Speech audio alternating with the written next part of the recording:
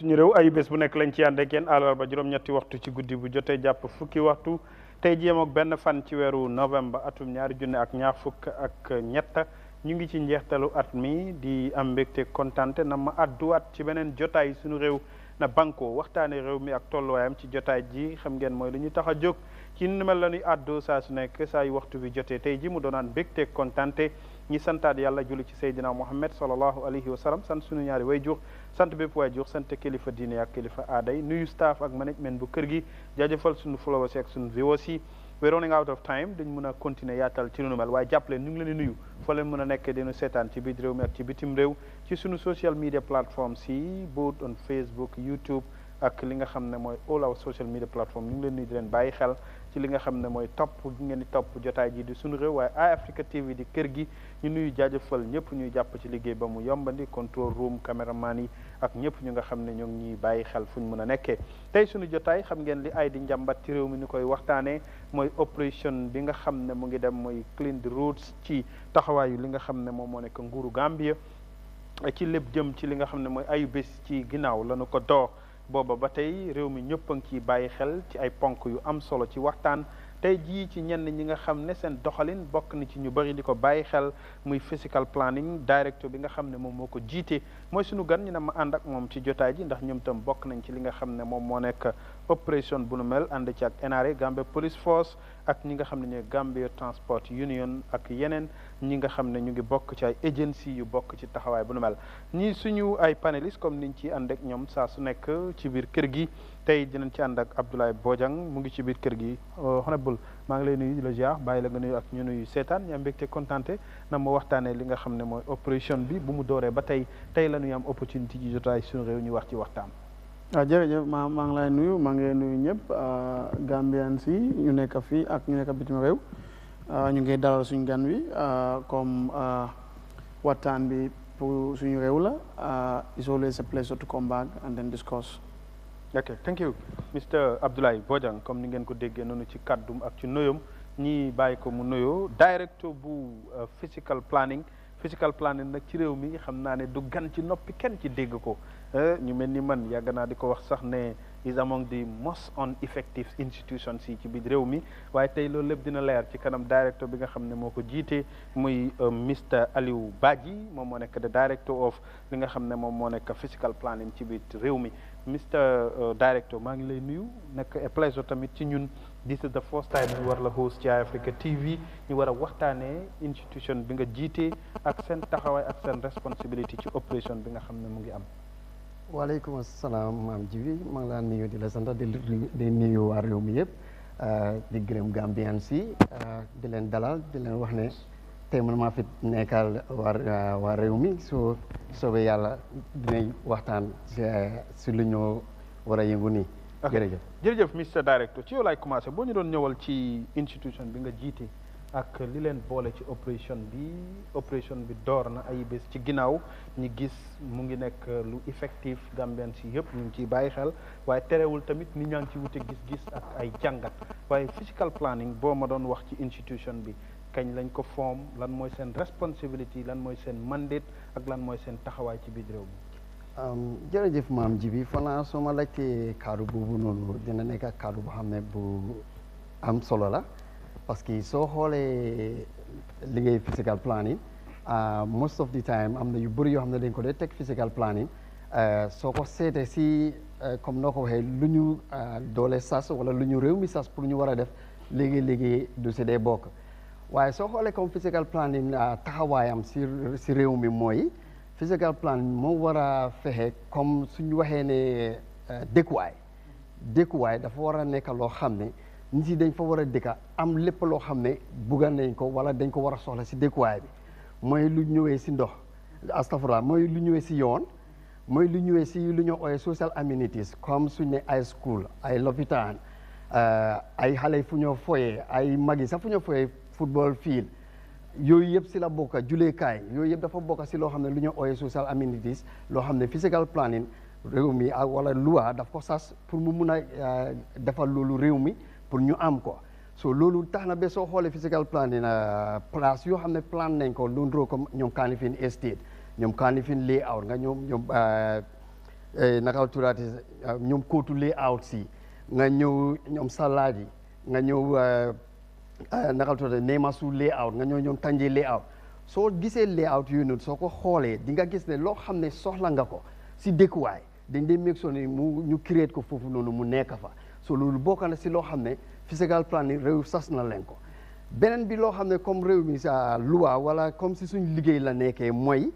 comme soo xoolee comme ñu ne la tey yow maam Jibi wala any other person either Gambian or non Gambian tey man yàlla def na lise am naa place so suma place bi bugga naa ko comme defar développe ko so di nga gis ne si defar boobu noonu am na yu bëri yoo xam ne comme soxla nga ko mooy benn am nga place bi da nga soxla kii téere kër bi soo ko xoolee su fu moo demee ba di jeexee nekkut comme loo xam ne comme physical planning moo ko res pour def ko waaye am na si waala boobu mooy moom mooy wane land use bi comme place boobu lan moo fa mën a ne parce que physical planning ñu ngi leen sas ne pour ñu xool ne place bi mënut a am dara lu pour béykaay béy rek lañ fa mën a def place bi nii mënuñ faa def dara lu utee business comme commercial area fii nii institution rek moo fa mën a nekka nga ñëw ne place bi nii industriel moo fa war a nekka physical plan yi ñoom ñoo nekkee wala boobu si saati nguur bi pour ñu xelal ko nguur bi wala ici ay xalaat yooyu noonu pour ñu mun koo développer pour askan bi so léegi boo ñëwee si ñoom léegi jox nañ la place comme pour dëkkuwaay yow am na lu la war so lu la war si yooyu mooy soxla nga comme lu ma la njëkkoon a téere kër bi waaye am na physical plan yi lu ñu see def mooy ñu land use bi mooy suñ wàlla foofu noonu loolu la ñoo mën a advice government ne lii mun na fee nekk pour si sa téere kër bi léegi soo ñëwee pour loo war a développer foofu noonu muy néeg wala even bu fekkee da ngaa gas teen yëpp physical planning war nañoo ñu seetal la foo ko war a gas parce que teen bi foo ko gas da nga dëkk ak ay nit yow lii nga bugg a def keneen ki am na lu mu bugg a def bu fekkee yaa ngi gas teen bi si sa boor yi néebu moom mu ngi fa gas sa koy bi di tendance pour yow sa teen boobu noonu mu contaminate is very high waaye soo ñëwee physical plan ñu ñëw ñu seetal la xool dëkkuwaay bi naka la mais yaa ñaanal dëkkaan ñooñu seen kër yi naka la bindoo ak lan la gaa def seen kër yi mun nañ laa wax ne fii de mun nga fee gas nii teen wala déedéet fii de nu mel nii warloo fi mun a def teen waaye dëgg la tamit soo xoolee tamit physical plan yi tam leneen tam si suñu wàlla mooy war nañoo génn a waxal nit yi ñu xam lu ñu war ak ñun lan lañ war a def. waxal li leen war ak tey lu bëri. ndax wax nga ko léegi te man I am part of the biggest critic of the institution. understand xel si yaa ngi fi tey dinaa ko leeral xam naa ne suba gars yi way seetaan xam na si dara li tax ma koy wax mooy ne very rare sax ñu déggee ci nekk ci ñu nekk ci institution ñu génn di wax xam nañ ne yéen a ngi ci under Ministry of Local Government and Lands waaye tey physical planning daanaka tur bi xale bi gën a ndaw ci biir réew mi daf koy dégg ndax li ko waral mooy ku am kër ñu ne ndax am nga physical planning benn ñaar wax nga ko yéen la nekk seen wareef ci dëkkuwaay yëpp yéen a ko war a jubbanti teg ko ci yoon ba tey problème yi ñuy wax ci biir réew mi nii wax nga ko léegi ci li ñuy waxtaane muy opération bi yéen a war a saytu dëkkuwaay yi bay mu am yoon ñi dund ci réew mu nga xam ne tey dafa paccaxo da ngay topp yoon benn parax ci biir këri jàmm loolu foog naa ne umpul kenn ci ñin ndax tey effectiveness of yéen lii seen mandate ak lii seen responsibility monsieur directeur ci lii nga xam ne moo leen war seen digganteeg nguur pour ngeen xelal ko ci askan wi nuñ dëkkee ak réew mi ni mel ba right now this operation we talking about ñu bëri barki démb rek gis nañ de speaker bu muy communicate ak ñi nga xam ne ñoo nekkoon operation team bi mu ngi leen doon wax lu mel noonu so physical planning daf lay jox ne fii résidentiel mun nga faa dëkk nguur ñëwaat soxla ko ñu dem ba place ne la fii nga war a em tey opération bi di ñëwaat di wan ñooñu ne fii war leen koo use fii kaw yoon la ak jëm ci nu mel boo ñu doon tënkal ci loolu ak lan mooy seen responsibility ci opération bi xew nii waaw jërëjëf dinaa kontaan si laajte boobu noonu parce que boo xoolee comme si under ministre bu ñu nekk di local government soo xoolee si loi bu ñu tënk daanaka comme mënumaa génn rek dem si media bi wax fekk awma permission si suma permanent secretary bi noonu lañ tegee loi bi yaa ngi understand so di nga gis ne even journalist ñu bëri dañ day ñëw sax suma office ne dañ bëgg a interview waaye di nga gis ne dafa nekk loo xam ne mënumaa jóge dama jox interview lu ma leen di wax mooy awma si benn problème waaye please trial nga am permission from my permanent secretary. If we have it, we go ahead. Because when I talk to the permanent secretary. So yaa ngi because boo waxee moom ma share even that information. bu ma ko share ma ne ok then c'est la call. waaye di nga gis ne xam nga ak lu ñu mënta def tamit dafa am loi. parce que ba pare soo génnee loi bi rek tooñ nga loi te soo tooñee loi tooñ nga waa askan bi. boobu benn part la. ok soo ñëwee comme si loo nekk di wax ni comme si opération bi ak comme ñun ñuy génn di wax si nit yi. dëgg la soo ko xoolee tamit loi bu teg loolu yëpp tamit moom moo wax ne tamit ignorance of the law is not an excuse. Of course. yaa ngi understand. And people are so many ignorant about the responsibility and the mandatory because gis naa the other time sa wasun Gambia published nañ ko ne the most ineffective institution is physical planning and food safety ma ne leen man I give physical planning is at number one because food safety xëj na barki démb dem nañ sànni fi ay ganaar yu yàqu waaye physical planning moom yéen a ngi seen ruq rek toog nit ñi wax nañ ba sonn waaw soo seetee physical plan nekku ne dañ nekk suñu ruq rek toog boo ko seetee ñu ngi liggéey xëj na liggéey bu ñu nekk di def xëy na askan bi yaakaar na ne war nañoo def lu ëppal loolu waaye boo ko seetee physical planning current lu ñoo wax ne soo xoolee the whole physical planning let's say staff bi with the supporting staff mutut 100 staff ba pare physical planning more responsible the whole country 5 regions si Gambia bi yëpp ñu ngi fa am office te su ma la waxee office bu nekk ñaari nit lañ fa am ñoo xam ne yenn region is more than 200 villages yu fa nekk yoo xam ne dañ fa war a dem bu nekk di fa seet su mu nekkutee bés bu nekk sax waaye at least every month war nañ faa dem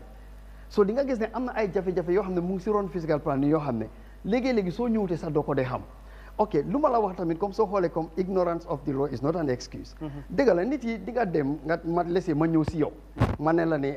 yaa ngee jaay ki nga ne ma ne waaw ñu waxtaan ba jubu ma jënda ko lijjantewu ma yoon bi lijjantewu ma kër gi nu mu teree lijjantewu ma sax ndax yow mu ma koo jaay ndax yaa ko moom wala moomuloo buñ demee ba nit yi commencé am problème si leen des stade yoo xam ne xaaral ma dem physical planning so nga ñëw wala nga nekk foofu ak sa dëkkandoor mu ngi def loo xam ne óor na ne loi bi lu moo def nii correctul waaye nga stade di wax ne bàyyi ko rek wala ñeneen ñi nag dañ dee try dinañ engage seen dëkkandoor yi wax leen ne loo nekk di def nii waruloo koo def so duñ demee ba gars suñu soonee ñu soog a wax ne ñu ñëw physical planning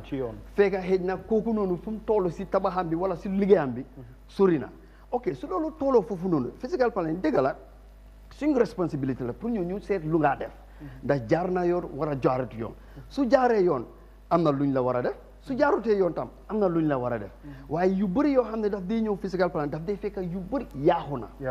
so est-ce que loolu moo tax one of my colleagues fii daf ko dee ànd whenever we're talking about physical planning mu ne non boobu moom fail plan la of the Gambia it's not a physical planning bu ñoo wax ne responsibility bi taxoon ñu ne institution bi mooy li nit ñi di wax ci ñoom ndax yooyu yëpp tey bokkul ci li tax nit ñi jàppee leen ne daanaka seen institution bi moom nit ñi gisuñ njëriñ bi waaw soo waxee sa wax boobu du ma la wéedi parce que du ma fi toog pour defend physical planning parce que ñun ñëpp ñoo bokk réew mi nu moo dalee ñeneen ni la maa dalee ok because soo xoolee comme for exemple amoon na benn time suñ koñ dafa am ñu fa amoon sort of a guest house waaye borom daf ko mujjoon a jaay kum ko jaay mu divide ko mu jaayaati ko so kooku noonu mu am kum fa bàyyi so kum fa bàyyi daanaka mu am ay waxambaane ay ndaw ñu ñëw foofu noonu bugga use place bi gars yi use ko play fa music ba boor set so first day la woon mosu ñoo encounter lu mel noonu si suba si man ma jóg ma dem ma fekk fa booy bi ma nuyuwanteeg moom ma ne ko démba de lu ngeen fi defoon de fii dëkkuwaay la place yi dëkkuwaay la façon musique yii nii dégg la su fekkee xew am na ñëpp xam nañ ne fii Gambia sa xew sa kër nu mu sori du dee passé 11 o'clock ñëpp dañ di tëdda understand so mu ne ma baalal ko moom xamut si woon loolu ma ne ko waaw soo gisee ma ñëw ma wax la ko ñu dëkkandoor lañ xëy na def nga loo xam ne pour man gëm naa ne xamuloo moo tax nga def ko moo tax bu mu doon xew si guddi mënumaa ñëw ma disgrace la dinaa xaar su boor setee ma ñëw ma waxtaan ak yow comme que dëkkandoor lañ su nekkuloon dëkkandoor sax waaye lii laa war a def and you were not taking it as an authority or you waxuma ko sa fu maa liggéey xamul fan lay liggéey sax waxuma ko fu maa liggéey understand so mu ne ma baax na ñu bàyyi mu teg si benn weer ak dara gars yi defaati di same thing fekk ma wàcca liggéey ma ñëw parce que normally du ma dee teel a wàcca so bu ma doon ñëw ñu xool ma ne gars yi ñu ngi startaat de ma ne déedéet waaye ñii waxal loolu nañ gars yi ñu ne ma ñu ngi si ko ma ne ok baax na so ma ñëw ba foofu noonu ma taxaw ma wàcca ma dugga si biir man ñëw ma laajte ko ñu ne neeku fi so ma nekka di laajte gars yi fan la dem kenn faale woon ma ne DJ bi ne dama balal nga fay sa musique bi ñu waxtaan xam nga mu ne non ñoom dañ am seen programme ma ne ko bañu ma loolu dama bëggoon ñu waxtaan rek parce que ku leen fi ici laay laajte waaye ngeen ne dafa génn soo foog ñu waxtaan soo keneen ñëw mu ñëw masta di waxama ma ne ko ne fii place yi dëkkuwaay la residential area la ma ne ko ne lu ngeen nekk di def fii nii mënut a possible parce que dëgg la yéen doole mën a def lii nii nit yi war a tëdd duñ mën a nelaw it's not correct xam nga soo keneen ki tëb fële rek stade di wax ma ne ko ok fine ma ne ko ne jarul xëccoo parce que ak lu mu mënta xew tamit am na foo xam ne foofu lañ ko dee régler ma bàyyi leen foofu ma dem si kër gi ma dugga den ma pare ma génn ma dem si PIU si police bi ma expliqué naa leen ma ne la suñ ko de lii ak lii moo fa nekka defoon nañ ko ñu waxal booy bi waaye mu ne du ko defaat waaye ñu ngi koo defaat so ba pare koñ bi ñu fa dëkk xam nañ parce que ku nekk xam nga sa right ku nekk xam nga sa right so bu ma lifi ne loolu ma ne ko ne balaa leneen di ñëw xew parce que lu ko mooy booy si dëkk foofu noonu mun nañ ñëw attaque ñi leneen muy ñëw te jaru ko comme que ñun ñëpp am nañ tam loi boo xam ne moo ñu tënk ñu dem foofu tamit so bu ma demee ma fekk fa SI bi ñu waxaa moom so bu ñu waxee moom mu jox ñu nit ñu ñëw foofu gars yi booy bi ñu dem foofu noonu so bu ñu waxee gaa ñu ne seen programme la pare ñoom dañ jaayoon ticket yi sa balaa programme ma ne leen ok fine xëy na spend ngeen xaalis waaye léegi ndax mun leen a wàññi seen musique ba ngeen xam ne ok dëkkandoor itam nañ mën a lawal keneen mu ne honnête bu fekkee ne dafa wax ne ñoom mën nañu wàññi musique bi kon dafa fen parce que kon seen programme bi amut njëriñ ma ne ko kon de ragal naa kon doo leen continuer so SI bi mu ne ko ne xaw ma lu xew de waaye lu mu la nekk di wax war ngeen koo xam parce que nit yi duñ war a tëdda ngeen ñëw di play musique boo xam ne fu ngeen ko play is not meant for that after ma bu ñu waxee loolu ba pare ma ne SI bi balaa ñu sori comme que lu nekk dafa am lu am ba pare xam naa ne guest house yi nii dëgg la am nañ person si ñun because of physical planning dañ leen jox li fi operational license because dañ day inspect place bi seet ndax is it sound enough for public use ma ne ko loolu daf si dene ma ne ko waaye xam naa ne tam jiiti boo tam am nañ si waat ma ne ko baalal ma kool ma laajte balaa ñun tam ñuy def loo xam ne ëllëg xëy na àndut ak yoon mu ne ma def loolu baax na ma kool jiiti boot ma wax ak gars yi ñu jox ma nomba am na benn waaye bu ñu ma jox nomba ma kool ko bu ma ko waxee mu ne ma diidit mu ne ma ne within the residential areas su fekkee ne da nga am guest house nga bëgg a play music da nga war a am a hall boo xam ne dafa war a nekk soundproof because of parce que su fekkee it is dominated with residential warloo disturb nit yi saa bi mu dégga ko mu ne ko ne comme doo leen continuer so ñu tasaaroo so buñ tasaaroo ñu ñibbi kër gars yi li fi naat ñu playaat seen musique bi so boobu noonu even gaa koñ bi sax dañ mën a déedéet caru ko comme que dem nañ ba si police bi balaa ñu dem di attaque ñii nii ñu ngee tooñ man na leen xaaral ma kool SI bi bu ma ko koolee mu ñëw gars yi fekka lañ foofu ñu jël leen yóbbu leen si bu ñu ne comme que yéen doo leen bàyyi léegi yéen di ngeen toog fii nii so loolu noonu la rajee so di nga gis ne soo xoolee si façon yooyu noonu dafa bëri tam si dëkk bi because am na sax suñ koñ koo xam ne tam dafa am swimming pool këram daf ko dajee pool su paree pour non du ko fa dee pool party honestly parce que musuma romba foofu ba ma fa dégg musique waaye moom problème bu mu am si koñ bi mooy su bëggee empty pool bi daf ko di drain si yoon bi which is not fair parce que sa pool la ñun ñëpp xam nañ ne ndoxi pool du dee nekk comme normal ndox dafa def chemical loo xam ne moo ko mun a maintain for a long period loolu yow soo ko disposé si yoon bi mu dem mu wow ngelaw bi fuuf ko lan la moo koosal nit yi you don't know so ñu fekk ko foofu ñu ne ko ne ñun ñëpp a fi nekk lii xëj na sa business we don't have a problem with that waaye sa pool bi soo demee ba nga ko bëgg a empty we have trucks yi ñoo xam ne ñoo ko dee empty fay la ñu empty ko ndax da nga am soo koy boo xam ne foofu nga ko bëgg di empty waaye mun la koy empty si mbeeda bi so moom bàyyi na waaye keneen ki sa fona sometime last week gis naa ko moom guddi la startaat léegi di ko def ok yooyu yëpp muy yu nga xam ne daanaka nit ñi dañ dëkk ak moom waaw te ñu bëri xëj na ñàkk xam la ok léegi ñu ñëw direct to our topic of discussion mooy lan mooy seen responsibility ci operation bi as an institution as physical planning because yéen tam bokk ngeen ci ñi nga xam ne operation bi am ngeen ci cër waaw operation bi wax dëgg neex yàlla suñ si ëppale wutee kenn ëppale wut comme soo gisee even si social media bi doo gis suñ gars yi si ground bi kenn nekk di joxe interview comme lu ma la wax la rek permission bi from the PS parce que dafa nekk loo xam ne sa PS bi moom moo war a wax wala mu ne la ok demal nga wax soo waxee loo xam ne méngoowut ak moom xëy na lu mu doon expect nga wax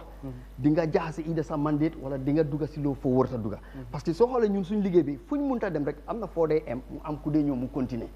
yaa ngi understand soo ñëwee si wàllum yoon bi physical planning am nañ si waala parce que comme lu ma la wax bu fekkee ne comme lese ñun ñooy xayma land use bi when it comes to pure residential areas luñ dee ooyee kiosque moo nekk comme box yu gars yi dee defar ida weñ lañ ko defar au corrugate ñu teg ko ñuy jaay loi bi lu mu si wax mooy bu fekkee ne comme seen kanami kër gi la fii nii nga ñëw bugg a koo def looy def mooy ok damaa ñëw ma siik sa permission soo nangoo si sa biir kër bi laa war a def kiosque bi ma ibbi ko si fence bi loolu moo nekk lu loi bi wax. waaye fii réew mi ci fence bi lañ koy commencé. non si mbedd bi lañ ko teg sax duñ ko teg si fence bi. parce que most of the time sax di nga gis even am na borom kër yoo xam ne dinde ñëw ñu complainer waa def naa bàyyi naa ko mu nekk fii mu ngi tilimal fii mu ngi def lii mu ngi def lële. ok loolu tamit si beneen jafe-jafe buñ si am mooy dëgg la dañ bokkal liggéey bi tam ak council. because bu fekkee ne am nga di permit from physical plan bi. council ñoom ñoo la war a jox di operational license. yaa ngi understand waaye léegi-léegi xam nga loi bi ni ñu ko dee tëralee di nga gis ne koo xam ne dina dem ba dugg si mandati jàmbur fekk yëgu ko moo tax soo demee nga xool ñu bëri lu ñu la dee wax nooy council moo ma ko jox because gis nañ bàyyee naa comme si fële Tipagara ku waxoon ne dem na si council bi mooy fay everything lu tax gars yi waxuñ ko yaa ngi understand parce que yow loo dem fay moo nekk ne operational license la moom nga dem fay council they are collecting revenue soo demee nga ne leen dama ñëw fee si suma operational license te waxuloon ne foo nekka ba pare nga ne leen waaye maa ngi gis ñu ngi def lii mbaa man nag honestly ñooñu duñ la mun a wax dara yaa ngi understand ndax def na lu oo deful lu waaye si lu ma déggal lu mu doon explain si lifin bi si social media bi so di nga gis ne loolu la doon wax so council bi di nga gis ne ñoom di give that so soo ñëwee léegi si yoon bi when roads are designed NRA ñoom ñoo responsible affaire yi road bi nguur bi ñoom la ko jox waaye di nga gis ne ñun physical plan yi ñun ñoo dee mun a wan ñu ne la ok fine ok yoon bi yéen NRA yi ngeen de nangam la mun a nekka ñun nguur bi jox nañu doole ñu dem ñu study road boobu noonu gis lan moo fa nekk loo xam ne war naa mun a génn pour yéen ngeen jël ko ngeen def ko yoon parce que soo xoolee under the ministry nguur bi jox na ko doole si Land Acquisition and Compensation Act bi am na foofu noonu waaye soo xoolee ñun si physical planning naka si State Land Act bi tamit am na doole yu fa nekk yoo xam ne su fekkee because of nguur daf day jël land in two purposes benn for planning purpose ñaareel for public use yaa ngi understand so when we say for planning purpose comme let's say ñu ne ok yéen yi ngeen am comme ñu ne seen land bi and soo xoolee Greater Banjul bi is state land normally under state land all land belong to the state waaye soo ko waxee in layman lu moo gis mooy amanguma dara kon su ma ko dafa na nguur bi moo ko moom waaye soo xoolee ñun sax nu ñoo dëkkee ñun ñëpp nguur baa ñu moom parce que moom lañ jox doole bi mu doxalal ñun duñ ko buggee. ok 8 lands yooyu boo ñu ko doon wax because we are talking about road te road si buñ ko waxee tey moo indi this operation that we are talking about yan 8 lands lañ am ci biir Greater Banjul bi fii waaw ok soo xoolee yoon yu ñu jot a am si Greater Banjul bi fii nii ok according to lu ma jot a xam si NRA xam naa ne soo demee si dëkk bu nekk road si dañ dee am classification yoon bu nekk daf dee am classification so dañ dee am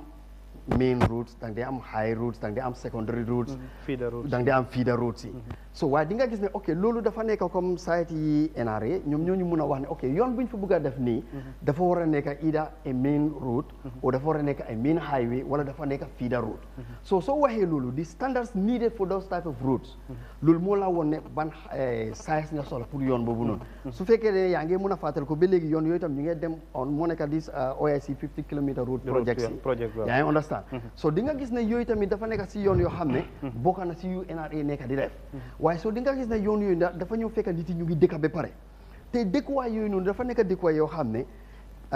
comme di local authorities yi ñoom ñoo ko plan according to their own standards ñu def ko foofu so balaa even physical plan di xam ne nit yi dëkk nañ fii nii comme lu ma la njëkkoon a wax rek daf day fekk problème am na so nga ñëw nga fekk nit yaa ngi dëkka so yu bëri pour nga jóg rek nga ne da ngaa rectifier loolu daf day métti yaa ngi understand because xam nañ ne for exemple am na ñoo xam ne suñ demee bañ la ne am naa fii place yow fu mu nekk nii da nga dee gis yaa sa njaboot alhamdulilah génn nañ si wàllum luwaas waaye ñu ñëw ñu fekkale yaa ngi dëkk foo xam ne yoon bi xat na yow sa soo demee bi dëkk parce que man loolu laa di wax nit yi bala nga xalaat sa kër gi nu mu em xalaatal sa yoon bi nu mu em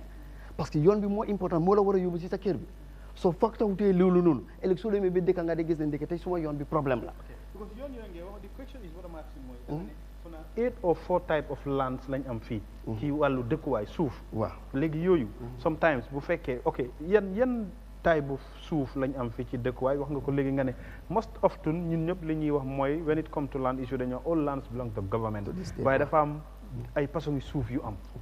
ñaata façon suuf lañ am fii ci biir réew mi. waaw boo ma ko doon tënkal ci xayma. waaw jërëjëf xam nga comme soo xoolee Gambia suñ ne ñaata façon suuf pour man dina la wax ne comme ñaar la. We have the state land and the provincial land tenure.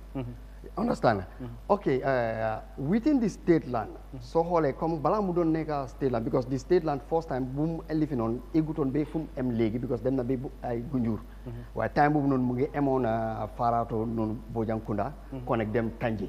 yaa ngi understand su lu nekk si biti am. loolu is customary land. yaa ngi understand nga am state land nga am customary land then nga am the regional. lifin bi land bi moo nekk dafa nekk Lands Region Act bi so boobu moo nekk pour yu nekk si region bi so ok soo xoolee state land bi bu nguur gi demee ba mu ko déclare as state land normally loo day def mooy da nga def ay pronouncement ne within this range koo xam ne am nga fa land da nga ko war a register te dañ day joxe time frame so registration boobu noonu at that level you are ay deem lease at that level so da nga am that right directly nga dem nga lease sa property bi to government so government ñoo la ko protectal waaye every year da nga defee land rent to government so anytime boo bugg a def any development on that land mun loo ko def fekk consult loo government so loolu su dee xamul di nga gis ne at that level government daf la di dimbali mu planal la ko yaa ngi understand so di nga gis ne mu nekk ida ay dëkk yu ndaw yu fa nekk o dëkk yu mag yi so di nga gis ne daf la ko di dimbali comme dëkkuwaay bi nu moo expandé noonu la ko dee planale create la some reserves within that area moo nekk parce que am na dëkk yu bëri da ngaa ñëw ñu ne la ne am nañ lii lu leen fi bëgg a def waaye amuloo place foo koo def yaa ngi understand mooy comme li dal KMC right now garage waaw yaa ngi understand amuñ place so bëgg nañ garage nguur bi si boppam bëgg na garage waaye di nga gis ne boobu tamit nekkul boo xam ne tam dafa ragal dafa naxari parce que nguur mun naa xool place comme ñu ne seen place bi fii nii waaye lu ñu fi bëgg a def is for public use government daf ko acquire moo nekk lifin bi acquisition act lifin acquisition act bi moo nekk land acquisition and compensation act bi so government daf laa engage daf koy jël waaw waaye balaa mu ko jël dafa am process yaa ngi understand dafa ñëw mu engage la waxtaan ak yow ba pare mu bind la official yi so su la bindee ba pare dafa am gracing period bu mu la day jox den mu yónni ay nit ñu ñëw mit la def la loo xam ne war nañ ko bugg a def si laan boobu noonu ida ñu value ko o seet lu fa nekka ban njëriñ nga fa doon am lan nga fa daan am loo fa doon ñaaka ban jafe-jafe lépp dañ ko dee seet suñ ko seetee ba pare ñu value ko ñëw de tegal la ne buñ value sa laan bi ak lu fa nekka yëpp nguur bi mu ne la lii moo fa nekk yow as the occupier or owner of that land mun ngaa agree to government bi ofam bi mun ngaa ñàkk a agree waaye soo agree wutee tamit nekku ne da nga toog rek agree wu ma da nga koo binda won ko ne waaw lii non su la neexee sax mun nga ko ñàkk a jox reason waaye mun nga koo ne lii nga def waaye ànduma si understand so moom dina la engage su la engage ngeen waxtaan lan moo nekk sa jafe-jafe si moom lu mu la isil benn nga ne ko ekki figo boo leen ma isil dafa tuuti yaa ngi understand so boobu tam daf la dee jox option ida nga jël xaalis bi wala ñu jox la land understand parce que bu fekkee ne land kese la amul benn structure boobu land bi lañ dee value waaye su fekkee land bi bu ànd ak structure dañoo value yëpp so ñeneen ñi they will jël land and money ñeneen ñi they will jël only money some people will take both land and money and both land and money yaa ngi understand léegi xam naa ne damay bëgg bés bu nga xam dañuy waxtaane land issue kese nga ñëwaat ñu waxtaane loolu waaye tey léegi wax naa ko léegi doo leen libre ci opération bi te opération bi ndax Mr Badji def ngeen ci jàngat ci balaa door yéen ñi doon joxe suuf yi yéen ñi ràññeleku ne fii marché mun na fee nekk fii bu ko National Road Authority soxlaa ngeen xool ne yoon la nit ñi yoon lañ ko war a use because yéenay saytu dëkkuwaay yi bokk ngeen ci ñi nga xam ne opération bi wax nga ko léegi doo leen ci libar kilo ngeen si yan taxawaay ak jàngat ngeen ci def ci xayma balaa ngeen koo door ndax coow li bëri na léegi yaa ngi koy dégg ndaw yu bëri ñu ngi ñàkk li nga xam ne mooy seen xay ni ñu bëri seen yaakaar a ngi tas démb rek ñu ngi engage ñu mel ni Kanifing Municipal Council ñu ngi lost revenue of hundreds of thousands within the short distance of depuis opération bi start ak léegi 8 to 10 days yeah waaw ok baax na soo xoolee comme si wàllu boobu noonu because soo xoolee comme for exemple déjà yooni Brikama bii nii bu fekkoon ne xëy na ñoo xam ne ñu ngi seetaan te nekkoon nañ fi time nguuru yi First Republic bi yoon bi tali bu ndaw la woon xoori paañ lañ ko defaroon yaa ngi understand waaye gis nga soo taxawee Churchillstown nga xool sa right hand side da ngay gis am na yenn high tension pole yoo xam ne dafa daw si ay biir kër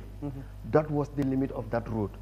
waaye xam nga lu ma la dee wax la rek comme dégg la Gambia dafa nekk dëkk boo xam ne man dama ko dee wax nit yi is very funny dafa ndaw ba nga xam ne daanaka ñëpp a dee tentu xamante su ma la waxee tey am na ku ma kool mu ne ma ne ñoom seen place bi gis na ne mu ngi am jafe-jafe boobu noonu ndax ñoom mun nañoo binda parce que ñoom luñ ko dee usee public interest la ba pare ma ñëw ma yokkal la si loolu soo xoolee Gambia fii nii most of space yuñ dee use duñ ko dee build for that purpose parce que nit ki dafa am kër mu build fa stores ma ñëw ma ne dama faa def four yaa ngi understand waaye soo xoolee four boobu noonu lu mu laajte pour nga mën a operate four is not in that structure yaa ngi understand gis naa ko tey laajte ku daa fi yaa ngi understand xoolal nga seet gym center yu nekk si kaw yoon bi si ay stores lañ ko def waaye everybody knows what a standard gym should look like nekkul loolu instead of nga dem foofu nga am health ñu bëri da faa dem sax nga jëlee fa feebar te doo ko xam ne foofu nga ko jëlee so di nga gis ne loolu à other challenges yoo xam ne réew mi mu ngi ko jànkuwanteel ok nga ñëw si comme yoon bu ma la nekk di wax ni si opération bi xoolal yoon bi nu mu bindoo after di yoon ñu ngi fa def ay gotas so loolu yëpp pour won nit yi ne foofu noonu bien na waraloo mën a park si kaw gota bi because even slab yi ñu fa def are not strong enough to carry a vehicle ñaata troog ñoo daan taxaw foofu di ko dama bëri na so nit yi ñëw sampa seen bitik isi projection si kaw yoon bi ñeneen ñi ñëw toog seen kanam pour nit yi war a dox where would you expect people to work ak borom cycle mooy fu moto yi di daw so loolu moo nekk jafe-jafe bi te su ma la waxee amoon na time boo xam ne ñun physical planning we did a study of almost nekkutoon yoon yi yëpp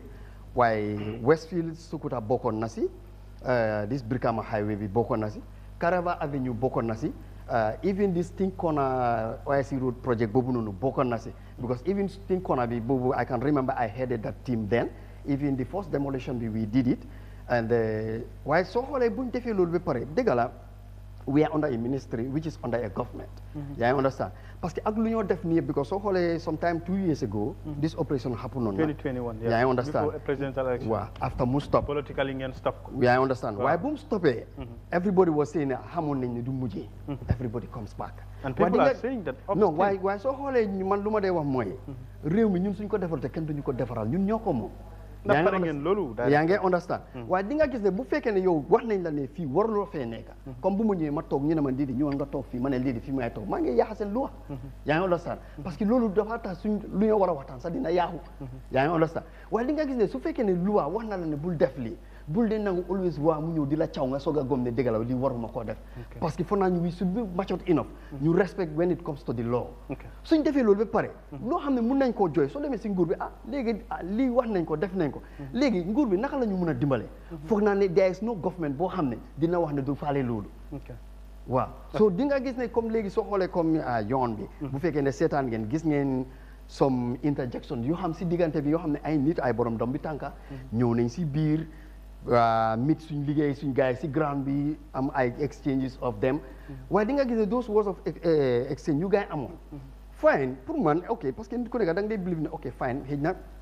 bokkuma lu tax ñu wax war maa laal waaye di nga gis ne this was a clear TOR boo xam ne it was discussed at the national security council level we have a clear TOR ne this will be the approach apart from the 40 meter bi parce que boobu noonu suñ fa eggee xëy na mooy gën a garaaw parce que boobu solid structures are involved because of project bi started with 30 meters dafa am extra 10 meters boobu mooy ban moo nekk Sting Corner bi airport junction xëy na foofu la ñoo mujjee it depends on the situation on the ground waaye xëy na foofu la ñoo mujjee so waaye di nga gis ne first demolition bi mu xàppu ne ñu bëri dañ dellu si fii rek la gaa di am waaye nit ki doo def loolu ba pare foofu soo xoolee ñu fa nekkal ñoo xam ne mën nañ laa génneel document soo xoolee seen document ni always it is indicated from the edge of their properties to the center of the road 40 meters you cannot go beyond that ok you cannot go beyond that Matar ñi bàyyi la nga nuyoo ñi dugg ci waxtaan bi dégg nga directeur fi mu waxee physical planning yow sa xam-xam màcc na ci wàllu njaay suuf ak yu jëm ci yu nu mel waaye tey opération bi ak li ko tënk ci fi mu waxee lii national li nga xam ne moom moo nekk security council ñoom ñoo waxtaanee lu nu mel mu nekk projet bu nga xam ne président bi moo ko jiitee ak institution si ko bokk national li nga xam ne moom moo nekk physical planning bokk ci National Road Authority Gambia Police Force ak relevant institution si nga xam ne ñu ngi ci depuis mu door ba tey bu dee yaa ngi koy topp ak jàngat bi ak gis-gis bi ak li nga déggee ci directeur. jërëjëf maam maa ngi nuyu askan bi seetaan yëpp di am mbégte ak kontaan once again di nuyu suñ panélistes yi Bojang di nuyu directeur Mr Badji di ko nuyu bu baax suma boss la nag ci bi bor waaye tey moom foog naa ne beneen tànk lañ taxawee di nuyu tamit ñuy seetaan yëpp di am mbégte kontaan waxtaan bi am na solo maam. exercice bi mu dooree ba léegi def naa si update sax man ñaari yoon suma first question bi ma doon laajte mooy why now lu tax te right now mu nekk nag question boo xam ne foog naa ne the entire authority responsible war nañ ko answer why now bi ngeen demee ba nga xam nañ ne fii la waa ji toog nii waru faa toog mu ñu encourage ko mu bàyyi woon foog benn corget jógee sa corget ba ñu door ko muy jënd ciment bloc def bloc dem jënd ji li nga xam ne mooy tile dem jënd ji corget ñëw def far néeg ñu génn si loolu autorité si responsible muy local authority si tey fi ñu toog nii si tund bi ñu toog nii muy KMC wala West Coast wala Banjul ñuy jogaat ak seen autorité demaat si ñooñu di leen dogal ay ticket pour jox leen confirmation ne fi ngeen toog nii de même sax du yoon waru leen fee toog waaye ñun dineen capitalize si li ngeen yàq loi ñëw amaat yéen koom-koom bi ñuy jëlaat si ñoom local government act bi council li mu leen jox mooy fu nit nekk di fa liggéey di fa daane dooleem council war nañoo dem tamit jël fa li nga xam ne mooy seen wareef loolu la fi Mr Ndiaye dem ba wax non moom Mr Ndiaye ñoom lu ñoo wax excuse la gis nga réew mi foog ñu jël suñu responsibility what do you mean of that non let me just come excuses la ñoo jël te dafa am loo xam ne li outcome bi mooy serious this is not about physical planning alone I have to come bàyyi ma laan authority is responsible national road authority dañ bokka physical plan dañ bokka nga am local authority si dañ bokka the planning itself at the beginning was very wrong that's what I'm saying foofu laa ñëw the planning itself the way ñu plan réew mii negligence buñ ci attach is too much man suma liggéey xam nga ne man jaay kër mooy suma liggéey ak sampa ak luwaas mooy suma responsibility I have an office operating waaye dama laa na la negligence bi nekk si this country is very very serious déglu naa Mr Ndiaye tam Mr Badji mi ngi am nañ a constraint mooy the human resources in the office the type of resources that they have loolu sax li ma waxoon NRA bi ñu fi nekkee laa leen di waxaat loolu is still not an excuse there is a ministry called local government and lands and seen responsibility mooy te ndaw yaa ngi fi amuñ liggéey waaw that's what I'm saying seen responsibility man dama fa ne that ministry should be separated local government and land because the responsibility is too much moo tax pour nga am a minister bu ko sustain dafa difficult we have so many problems in this country we have religious problem ñu ngi am problème yi local government ñu ngi am problème yi lands that institution is among the most hectic institution tey nag moo amee bakkani réew mi ministry of local government and land ñoo am suuf si ñuy dox suñuy dëkk suñ toog ñoo ko amee kon ñoom suñ physical plan nekkee si ñoom seen onda nga am li nga xam ne mooy NRA nekk under the Ministry of Works Ministry of Transport and Works understand nga ñooñu am am kaddu si plan si li nga xam ne mooy plan ni doxalini yoon bi nga am beneen institution bi ñoo ooyee di local authorities mooy di council si ñooñu nekk tamit under the supervision of the local government waaye nag dañ am a clauses bi nga xam ne dañ am seen autonomie bu ñoo opérater ñoomi neen all right in this case all these three institutions mën nañoo fail operation bi seen responsibility ñoom ñett yëpp ñu fail seen responsibility bañ egsi fi ñu toll nii tey mooy physical plan ne tàgguwuñ ko comme ni mu waxee ñu bari dañoo ñëw rek samp tàgguwuñ la da amuloo benn authority from them ñëwuloo nga lacce leen ok léegi council bi nga xam ne ñoom joxewuñ la sax ñu ne lancing I can fully remember ñu ne since 2017 end of 2017 lañ ban lancings embargo lañ ci defoon waaw lancings time yi di former président Jammeh bi mu fi nekkee ñii yëpp taxaw si yoon bi dañ daan am lancing pour ñu toog fa council si ñoo leen ko jox léegi nag right now amuñu lansin ba pare nga toog fa ñu ñëwaat wi dat yaa ngi am loo lansin ba pare benn nga ñëw toog ñaar toog fi nga xam ne is illegal ñu autorité si jógaan ñëw di la dogal ticket for their own interests ñoom. It's both central government and local government. That's what I'm saying. I said authorities, ma'am. If I said authority doesn't mean one sector. I said authorities, JRA, local, any other But the embargo body. that you're talking about is cancelled. KMC ñoo def nañ ko in 2018. No, dama ne embargo bi is it was not government ñoo ko pushed pour ñu implement ko. Because liñ doon bañ mooy powers of the council. waaw ñoom ñoo am nga dama la ne ku nekk am na TOR. muy KMC ak muy West Coast ak muy Banjul ñoom ñëpp laa wax ku nekk am nañ responsibility. Fiscal plan dafa am responsibility ba pare am limitation. It's not all everything ñoom ñoo ko mën a moom direct dafa am foo xam ne suñu fa egsee fii la ñoo am. léegi su fekkee yow bi nga samp si nekk tàgguwuloo fiscal plan ñàkk maa tàggu bi rek is an offense nga ñëw samp. waaw yenn saa itam gars yi tàggoo gars yi jox leen kayit. waaw place yu nga xam ne. waaw dinaa exercice si loolu maa ngi laa si exercice bi laa nekk. soo ma bëggee dugal xaabaabal ma si fiscal plan seen liggéey. man damaa jàll ma dem si beneen am naa si ma am. waaye dama ne on this operation. ci yoon bi si yoon loolu laay foofu laay ñëw. tey nga am sa canteen ñëw toog si yoon bi nga xam ne tàgguwuloo fiscal plan ñàkk a tàggu fiscal plan bi is that an excuse? No. léegi. nga jógee fa toog fi nga toog ba pare West Coast Brikama area council ñëw na la ne da nga war a fay $5,000 yi at bi. pour nga def business yaa ngi koy use rek Matar da nga leen war a fay. bu ñu gisee ne yaa ngi koy use. non te ñoom ñoo la maam xam nga dafa am benn excuse bu ma dégg gars yi di wax. loolu du excuse man I cannot take that as an excuse. What do you mean? First of all suma responsibility man mooy ma ne la ne fi nga toog war a dafaa toog jog fi. Not about my interest dama war a ñëw dog fayee ko Bojang $5,000 yi loolu is an encouragement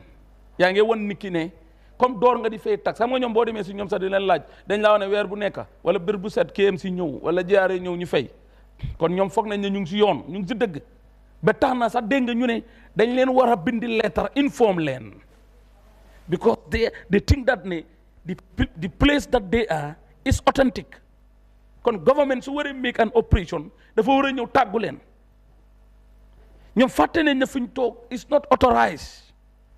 waaye léegi lan ñana leen encourage mooy ñi leen di feyeeku weer bu nekk ñi leen di feyeeku at bu nekk. parce que ñu ne 8 years 9 years 7 years ñu ngi toog seen. dama rus sax bi ma déggee nga invite kenn fii mu ne ñoom they are losing almost a week almost $300,000. It's about the revenue losses, Matar. Ma'am, that is a catastrophe. What do you mean? That's very serious. But he's giving figures of data. All these people, 300,000 bi nga collect yëpp yaa ngi ko collect ne wee boo xam ne jaarul yoon. léegi ñi ñoo daaneel seen bagage yi seen place yi ban compensation la local government si am for them. Council si. te loi bi mu ne 60% bi nga collecté si man $100,000 bi 60% bi da mu ko nga xam ne ñooñu la ñu tasaaree nangul naa fiscal plan yi nag lenn mënumaa nettali gént jàmbur mënumaa wax ne building bi yëguma bi ñu ngi ko samp kañ laa am information bi ñoo samp building bi mooy biñ ko sampee ba pare léegi lan la ma autorité may mooy comme samp nga ko te fu nga ko samp du yoon te jaarul yoon dama ko daane ñu ñëw daaneel ko waaye lan moo tax ñoom mënuñoo am a proper human resources ba nga xam ne there will be a very strong loss benn building mënta taxaw without gisuloo physical plan man maa ngi si construction da ngay door fencing sax physical plan ñëw ñu daaneel ko because amuloo fencing permit which is right da ngaa doon building ñu start ko ñëw daaneel la si permit waaye nag situation bi ma gis si opération bii dama ne is a very very important move te nag advantage bu rëy la pour Gambia waaye why now. waaye ndax losses bu rëy itam nekkul. losses bi si ne mooy negligences la. thank you man foofu laa gis. dégg nga direct to physical planning fu naa ne yow sa yàgg di ko wax lu bëri and you too you are part of critics of the institution waaye operation bi dégg nga Mr Badji li mu wax ñoom dañ ci am a very big responsibility because ñoom ñooy joxe authority pour dëkkuwaay nit ñi dëkkuwaay nit ñi mooy lamboo yoon yi ak yu jëm ci nu mel jàngat bi ci opération bi ak li nga dégg ci directeur mu wax ci taxawaay physical planning. waaw jërëjëf maam. tey mooy tey. tey waxtaan la. Mr. Badji, as the director of physical planning right now, your institution is a failed institution, and then initiation bu nga xam ne nguur bi boobu la nekk di def si yoon bi is just a very terribly bad something, and it's going to get you into trouble, get this country into trouble, because yéen ni nga ko dégg di gisee du noonu. ci naka ak nan. waaw comme suma booro li mu ko waxee. Man, I'm a victim of physical planning. I can tell you. You charge me 11,000 to come and show me where I want to buy before I buy it. Say, policy buy. You give me permit. That is happening within your department if you don't know. It's happening. All of wow. Failure physical planning. Comme suma boora pour mu gaaw time amul. Physical planning. Da time am na pour waxtaan tey waaw. Time bii nii. war na fekk man. doo dem si office Mr. Badji because gis Mr. Badji soo def si gis Mr. Badji da nga koy cover da nga koy jot dara wala nga jot kanam mu dimbale si gis Mr. Badji da nga war a toog sa kër dugga si website Mr. physical planning ngay wax area bu nga bugga physical planning mu génne la map ne fii dafa free fii dafa free fii dafa free fii settlement na fii résidentiel la. Digitally. Okay. Jawul sax di stop sa boppa waaye lu tax ba léegi defuñu ko website pour bill ko indi Gambia 25,000 fu mu ne nii. You want to tell me government cannot do that? Want to tell me Mr. Badji cannot do that? We are having a lot of economic loss in this country because of negligence, ineffectiveness of our institutions and their corruption. Man, jaar naa si. Daaneel nañ man suma friends bu ko daaneel suma kër te maa ngi amee permit. Ne fii mun nga fa def. Right now case bi mu ngi court Mahmouda 55 structures in Mahmouda. Then you have people ñi nga xam ne like me am nañ permit to develop our property. I paid $11,000 if someone want to come and survey. Mu ngi fii jëkk fii. It's a Gambia in that office. You have a lot of scrupulous people, or unscrupulous people, I don't know how to call it. But you have very bad people within your office. That's the truth. And that is why you send to because they ñàkkal you bury seen xaalis. And why you have 100 people or less for a directorate or a department like you? That is a question for the government as well. So you people, to be honest with you, there are a lot of things that you need to do. Okay. Nit war na toog mu mun a xam warta dem sa office mu dugal rek coordinates mu xam ne ko suukuta lii moo am lii moo am lii moo am loi boobu noonu moo tax ñu ngi fay tax pour ngeen mën a effective ngeen mën a assi li nga xam ne dafay noppalike nit ñi waaye nit ñi dañoo sampa 2 million 3 million 4 million ngeen ñëw ngeen daane ko te sometimes they even have paper whether it's back door paper or front door paper people who are in your office are the ones who issue them with stamps official. From physical planning. From physical planning, man, I'm a victim. Okay. Suma jabar, suma dom mu ngi woon I think 4 months or so moo leen ne daaneel nga fens bi ne ko waaye si néeg bi jéem ma fa mu tëj néeg yi mu ne daaneel néeg bi si ma kaw maa ngi school maa su di jàngal you call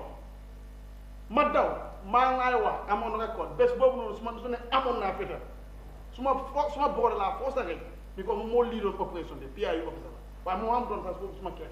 ko man dama sampat nit amul sax waaye bu ma aagee mu gis ma rek mu ñëw mu ne ma bul wax dara noppi bés boobu su ma amoon yéen yëpp laa doon bon but this is what is happening.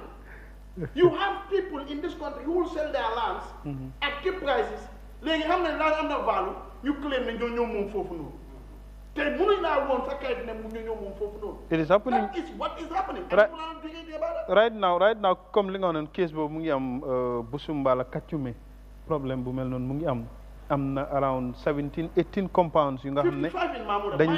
dañ leen génne seen kër yi fan yëpp naa ne Mr. Badji yëpp na ko wax. 2013 judgment. Judgment boobu noonu 2013 su ma xamoon ne lii yëpp na daa doon askan yi nga gis public bi nga gis ko. I will not sit here. I have a political career to protect. I will not sit here and lie.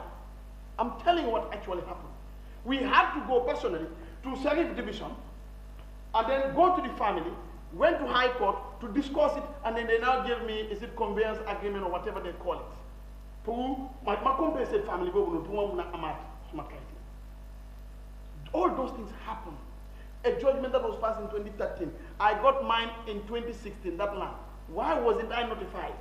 I went to Picama office. When director, I don't want to name because you may think he's the one, but there are two directors, Dafe and then Shaw were there.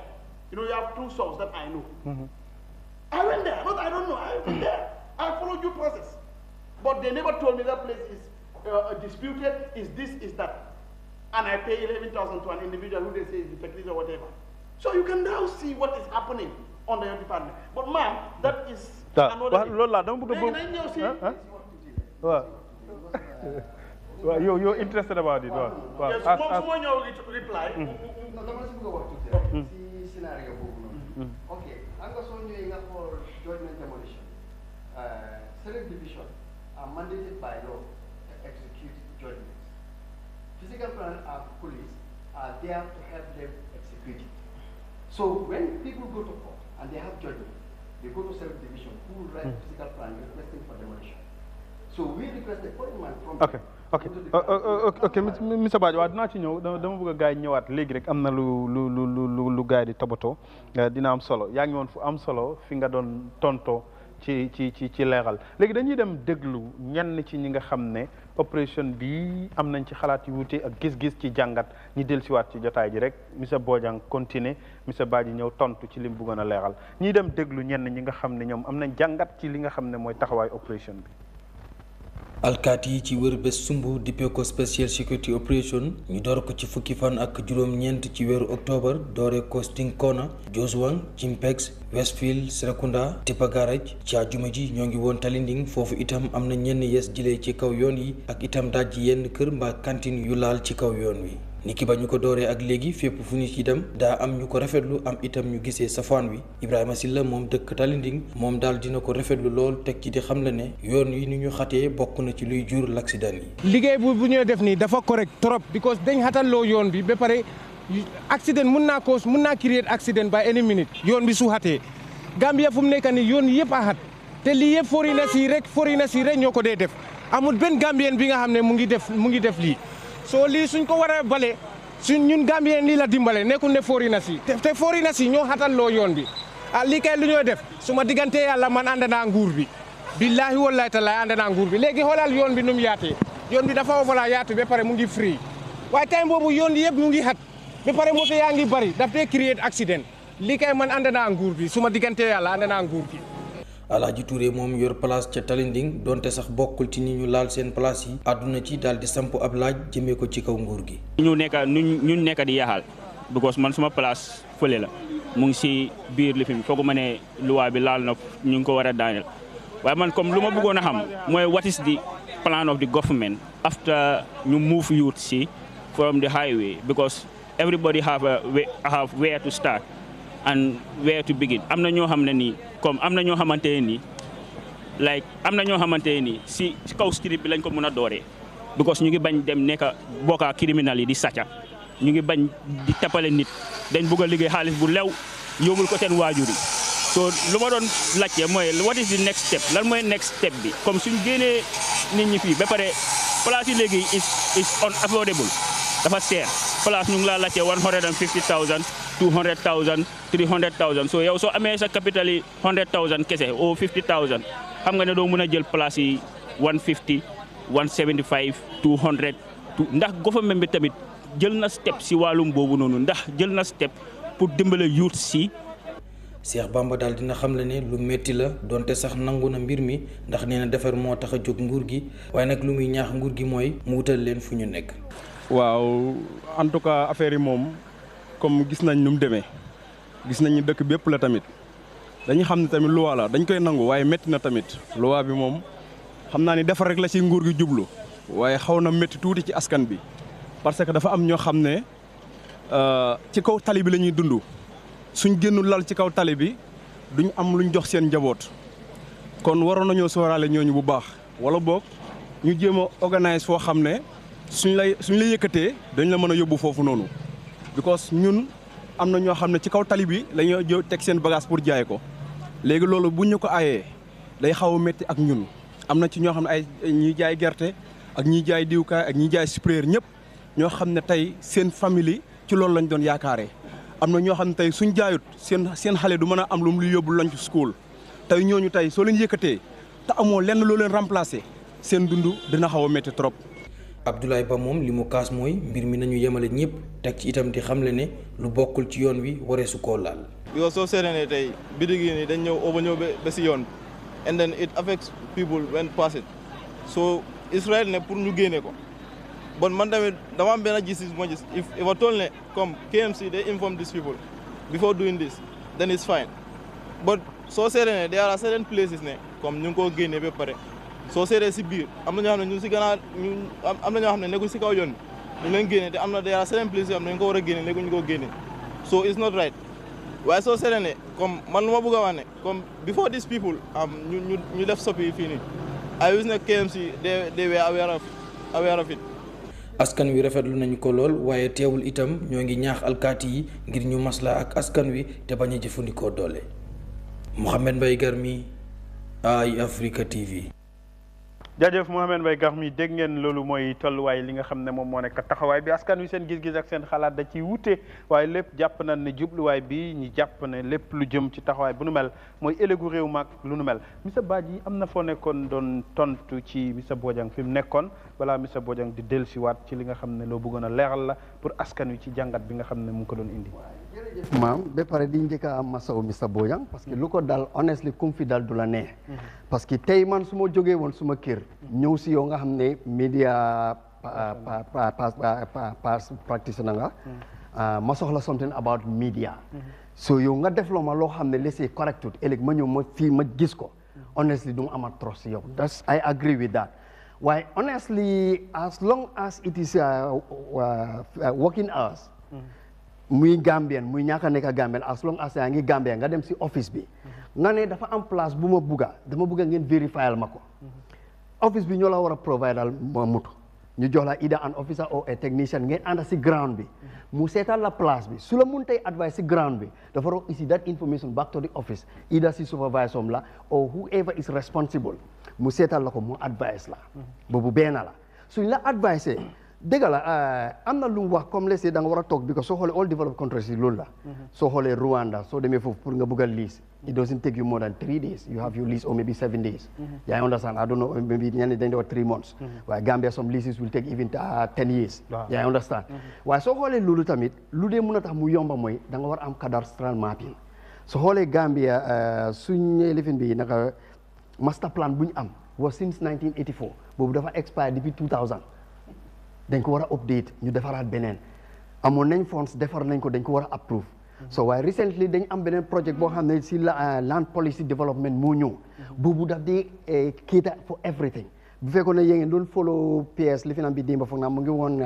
Coffee Time West Coast mu ngi doon buttress on that so di nga gis ne yooyu dafa nekk loo xam ne réew daf ko soxla waaye physical plan si boobu mënut a jóg mu def loolu parce que suñ vote si mënuñoo am loolu should be government initiative boo xam ne let's say comme we need either World Bank support or maybe external support to develop that and we need experts for that loolu daf di mën a address yëpp waaye su fekkee ne tam loolu nekku fa we have our laws to govern on and to work on yaa ngi understand because soo ko seetlee comme lu ko dal moom Mr Bojang judgment boo xam ne depuis 2013 la because normally physical planning so xoolee coordinates bu ñëw wax it started in 2019 you understand and when it started si lañ start on comme su judgment amee ñu make sure they have coordinates ñu plot ko foofu noonu so ñëw we verify it for you waaye loo nekk di wax tam these bad elements within the system people will come and delete that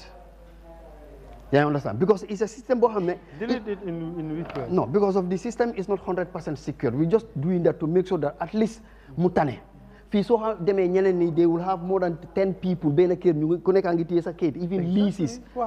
waaye léegi di nga gis ne sant yàlla even on lease documents dañ fa dee def living coordinates to make sure that at least soo ko poncé di nga xam ne non fii joxoon nañ fi nit all that to make sure that we minimize this issue waaw buñ ne physical planning dafa war a am signature ak stamp bu nga xam ne approval bi mun naa nekk tey every physical planning approval document under the leadership of director Mr Badji nit ñi dañoo xam ne moo sign lii bu amul loolu nit ñi xam ne is not authentic waaw ok soo xoolee comme lu am na fanaa mu ngi doon wax even si number of staff yu ñu am soo xoolee si kéeda bu ñu defaral that is from PMO parce que ñoom ñoo dee defar suñu structure bi so kéera bu ñu defaral we cannot have more than that yaa ngi understand so waaye di nga gis ne time bu ñu ko doon defaral that was that 1984 master plan bi now the country move time boobu Gambia you have around 300 compounds yaa ngi understand because time boobu noonu let's say because I started physical planning in 2002 yaa ngi understand almost you can inspect everywhere te ñun most of the time we go with a driver nga drop ñu dox lu si des fu ñu laa tase ñu ñëw ñu fekk foofu ñu dem yaa ngi understand waaye ok waaye coming back to this let's say comme cadastral mapping bu ñu wax ak this coordinate system bu ñu dugal so di nga gis ne bu loolu duggee ok comme affaire yi signature boo wax tamit soo xoolee tam si organogramme bu ñu def ok soo waxee ne let's say because of the regions soo xoolee tamit si the same act bu ñu am dafa wone ne comme let's say comme at the head office Brikama naka astafurlah Banjul is responsible for KMC and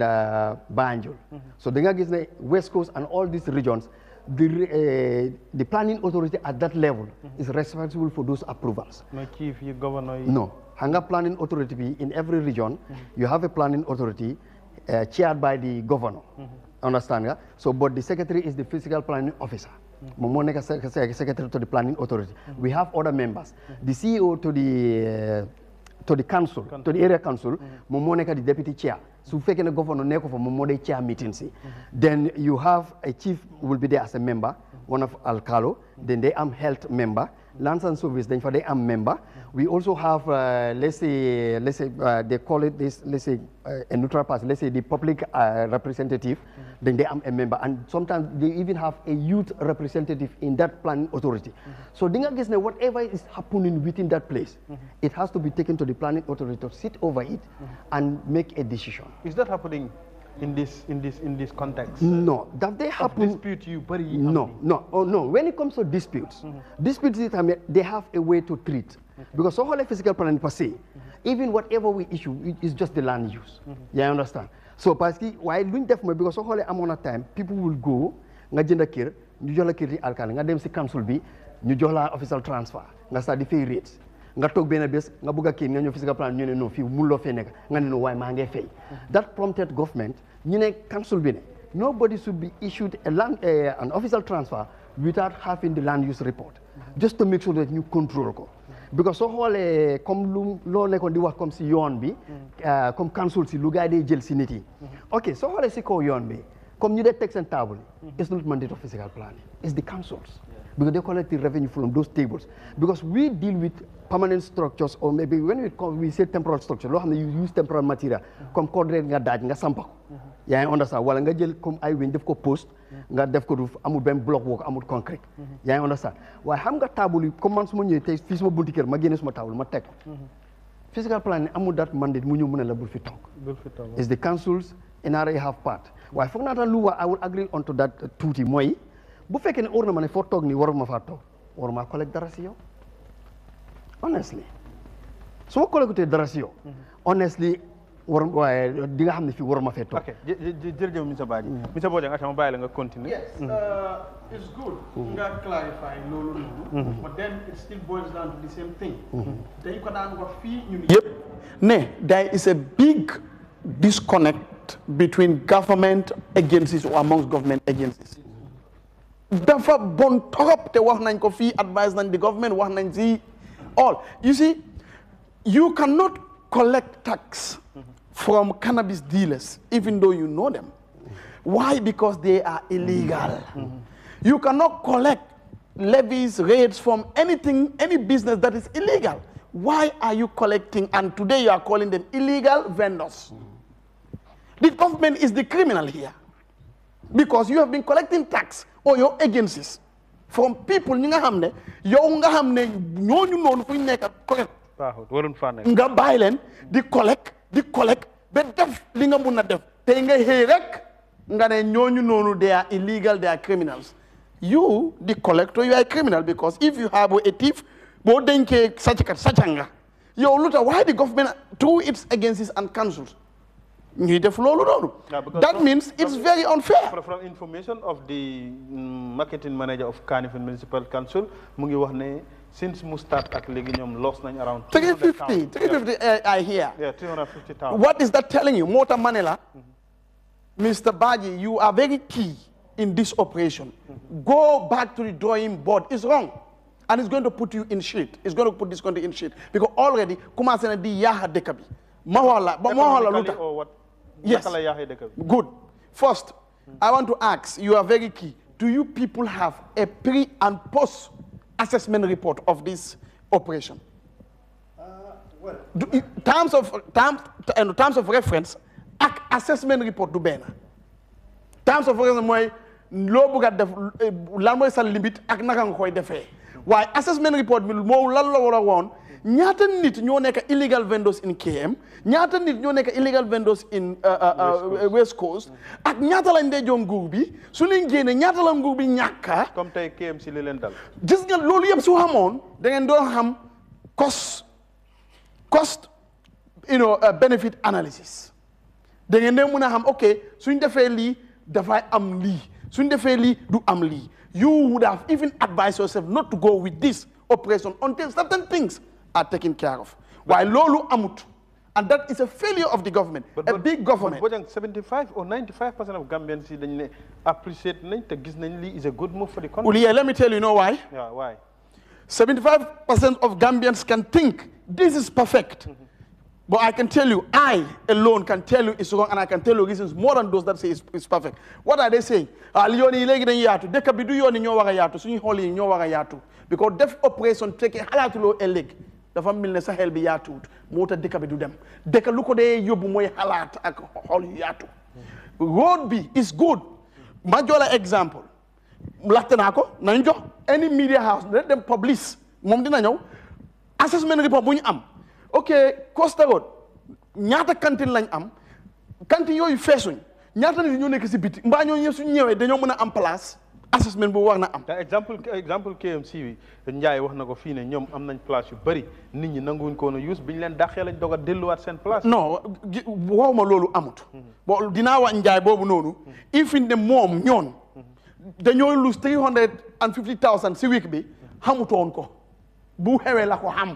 ni ko loolu yëpp waxoon na indiqué si seen plan bi ngeen mun a am lan ngeen war a def ak lan ngeen mun ta def kayit boobu ma la nekk di wax in operation boobu mooy wone suñ defee lii ñaata la ñoo ñàkka waaye Mr. Ba you cannot tell me ñaata la Brikama Area Council la mooy ñàkka because defuñ analysis boobu noonu. But I think loolu tam is the responsibility of the council. No, it's not the responsibility of the council. The council can feed them that information if they request. Okay. As a task force. As a task force. Okay. But they should have done that assessment. ñu mën a xam yow Costa Road ñu yëpp ñoo fi dëkk yaa ngi wax ok jigéen ñi ñu ngi si yoon bi man na supportuma ko xatal na yoon bi it's not safe for them agree 100%. waaye xam nga lu tax ñuy jéena xam nga ñaata stall ñoo nekk Costa si market bi ak ñaata la ñooy fay mbaa mun nañ ko ñeneen ñi nekku si marché bi lañ nekka si biti lañ nekka waaye yow dëkk bu nga xam ne luwaas amul contrôle $10,000 for one to get a store ku nga xam ne mënut a jënd place na moom boppam te nguur boo war a toppatoo loolu noonu mu ngi génn si biti mi réew si biti pour def lu mu war a def mu mun a am lu mooy lifin nga ne loolu is wrong te yow dang doon jël wàllan rates levies ak moom islam buggu ko Christianity buggu ko nit black man sa buggu ko so the operation is wrong. Okay. Not because but my time new clearly please. Wow. Not because yéen seen intention moo bon non ni ngeen ko defee ak li ngeen ñaaka xayme li ngeen war a xayme moo tamu bon loolu mooy jox problème yi Africa especially government of the Gambia because KMC dafay toog mu def lu ñu bëgg a def ñii ñëw def lu ñu bëgg a def at the end of the day nga gis ne there are loopholes. And all these people who are complaining, they have a right. What is the right? Their right is they need to be protected. And they are not protected. Your demolition or your operation clean the roads is for what? To protect the public. But what you are doing is not protecting the public. Because protecting the public means send kom-kom bi ngeen protect ko. Waaye lii yaa kom-kom la. Ek dëkk bu nga xam ne kom-kom bi mu ngi métti. Boobu dëkk boobu du dem. Ma jox la example again. Kii wax na ko why now? It's wrong. This timing is very wrong. Because lima dega si kinkoli. Hamul sa politique kan la mo commencé ak lem. Politique amul fu moy commencé amul fu moy em. So foog ne politique moy sané carte légui politique em na. Lolu is a layman. 19th century halatu bobu non. Waye mom lan la jëf moy waaw deka bi we want to clean it. Clean deka. Roads yi nuclear. Dégg nañ lolu non. Waye léna moy lan? Kañ lañ joggé COVID-19? In all over the world, this is what you call recovery economic state. You get recover. Then you favor on. nit ku nga xam ne dafa feebar recover nga ne ko waaw demal si fil bi nga daw because soo ñàkkalee nit ñi lu ñooy nekk lekka xam nga ne yoon bi dafa xat nit ñi seen kër yi su xatoon si yoon la ñoo nekk te nit ñi su nekkee si yoon loolu baawul si nguur te loolu la mooy def Tunisia façon yi ñoo fa nekkoon nga jàng université ba pare nga uti liggéey amuloo ko nga dem def sa store ñu ñëw génn na fa nga dem uti feneen tamit ñu ñëw boo meree da ngay lakk sa boppa because nguur bu la war a protect all businesses need to be protected all citizens need to be protected. I can tell you that you say this is a multi-tax in the business community ak petty traders can more invite CB are they part of tax force like the whole Gambia you have 2-3 women who are representing all vegetable growers and sellers in your tax force. Do you have? Because they are the people who are going to be affected and they are called stakeholders and what you are doing is a project and no project happens effectively without the buying of all stakeholders. Okay, thank you. So my mu clear mu clear moom dina tontu once because time nekku fa so boo xoolee even seen tax force bi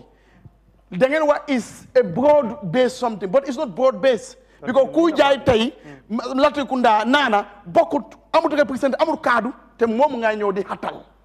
kooku am na kaddu nguur war na ko jox kaddu mu ñëw toog ngeen dégg moom version am ngeen mën a xam affaire bi naka ngeen ko war a defee pour mën a jëriñ nit ñi 75% of Gambians probably can support it comme yow ni nga ko waxee 95%. Yes, but I can tell you that I have reasons to indicate to each and everyone that li ngeen nekk di def the intention is good but the manner li ngeen ko defee baaw te lu mu leen a jóg mooy bari ma repeat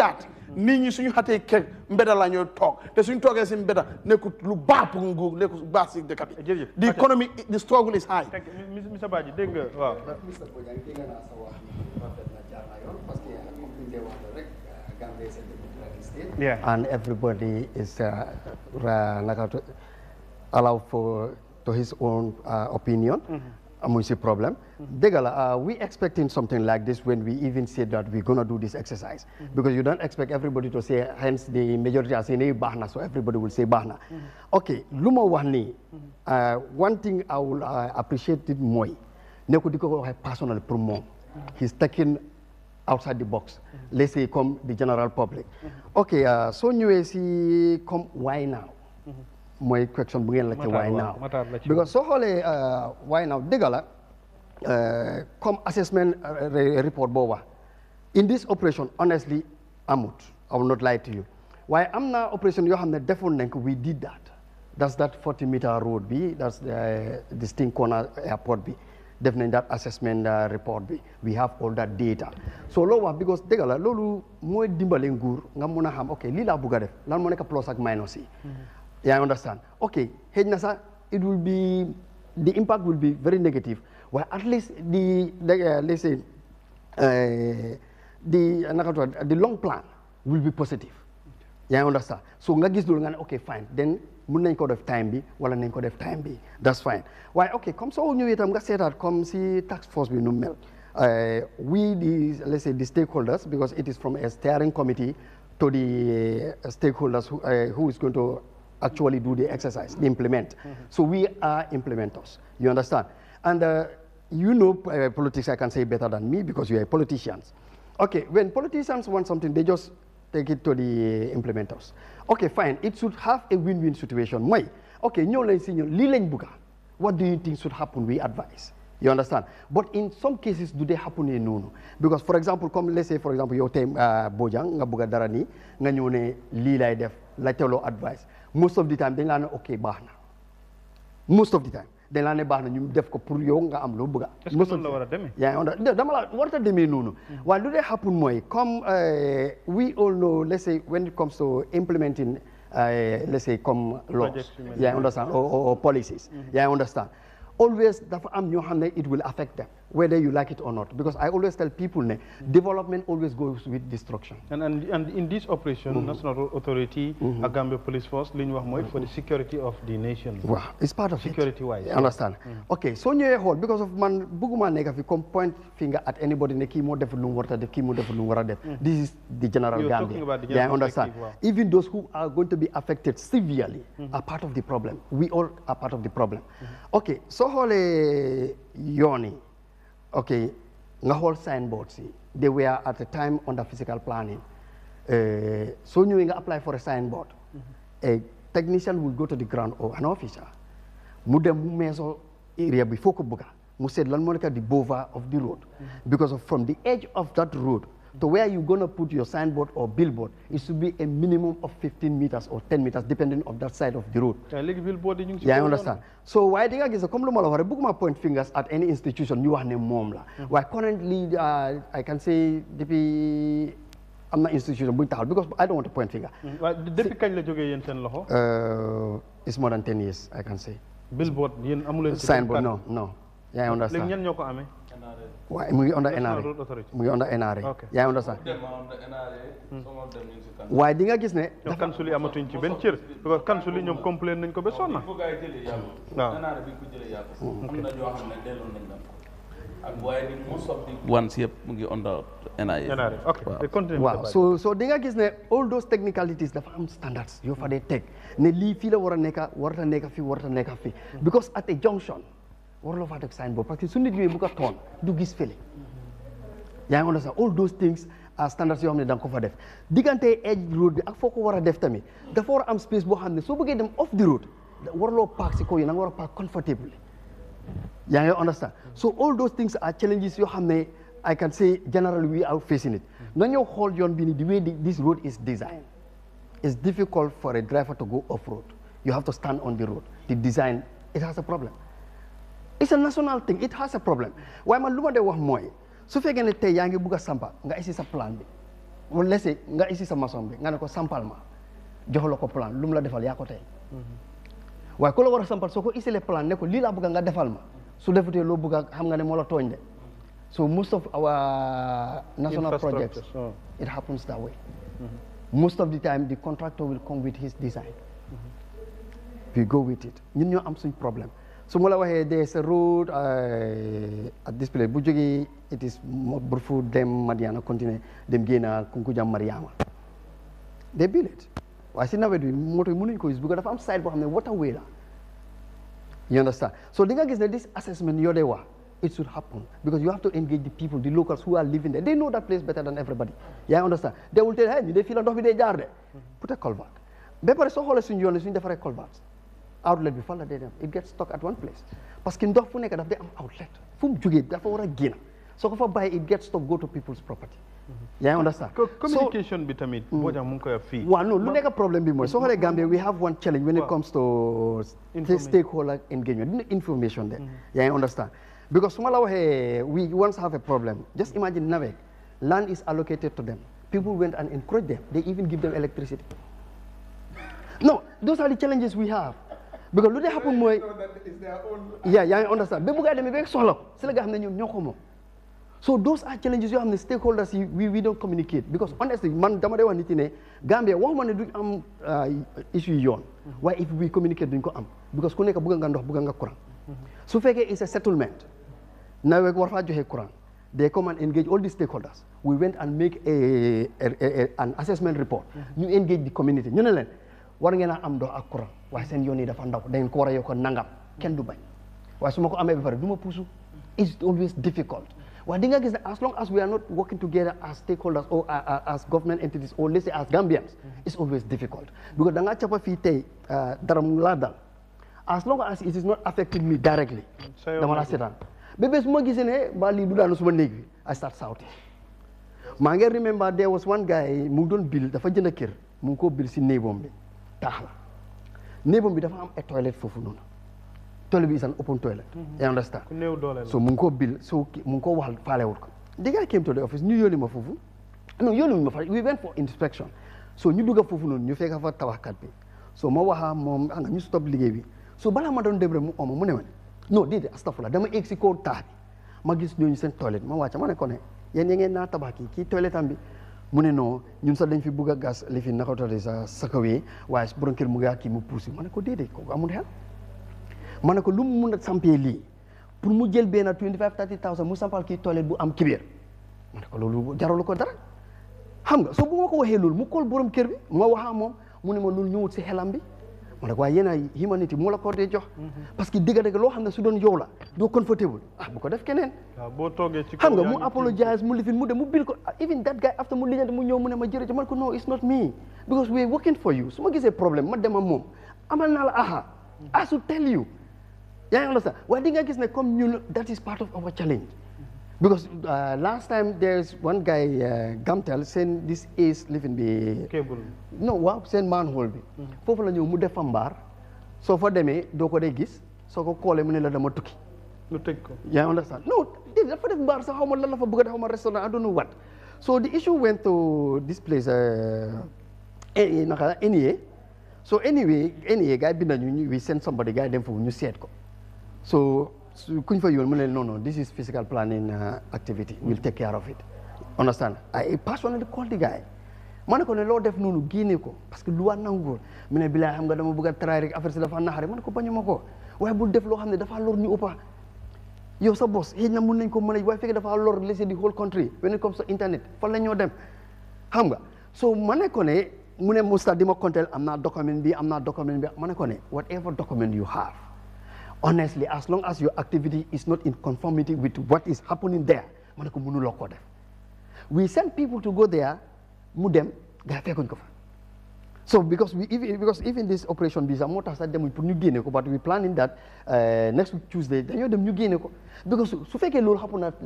safara mu taal foofu noonu mu taal loolu fan la ñoo dem how much is it going to cost government or Gamtel to remedy that so di nga gis ne yooyu moo nekk out of some problems yoo xam ne we as a Gambian ñu ngi go through it. waaw ndax loolu dem na ba sometimes I do used to say it ne dañ am attitudinal problem ci biir réew mi. non man du ma dee wax attitudinal problem man lu ma dee wax Gambia we are not patriotic man loolu laa dee wax.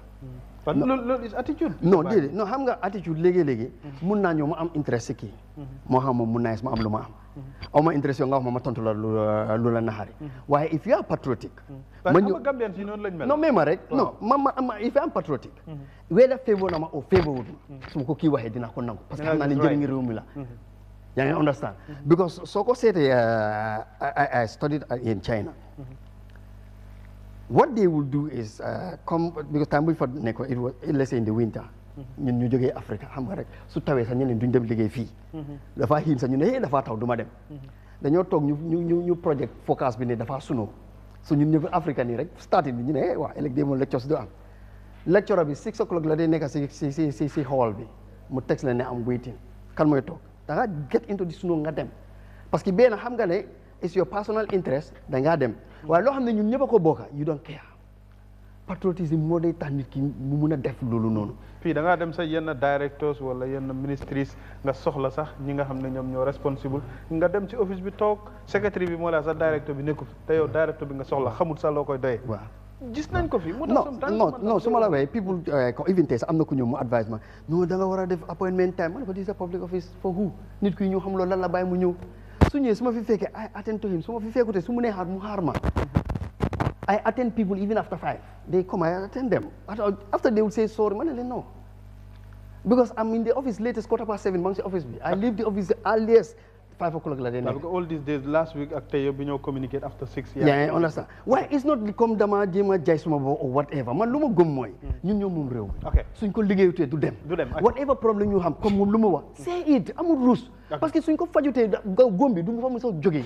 waaye boo jam mu ngi wax li ngeen di def nii du saafara waaw non ok I will not agree ne du saafara comme lu mu nekk di wax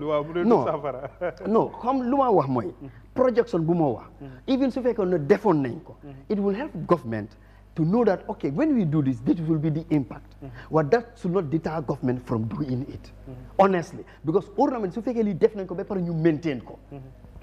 beneen problème la ñoo wax bu utee problème yi honestly sustainability boobu dinañ ci ñëw ak Gambia Police Force pour enforcement bi mata nga ñëw ci sa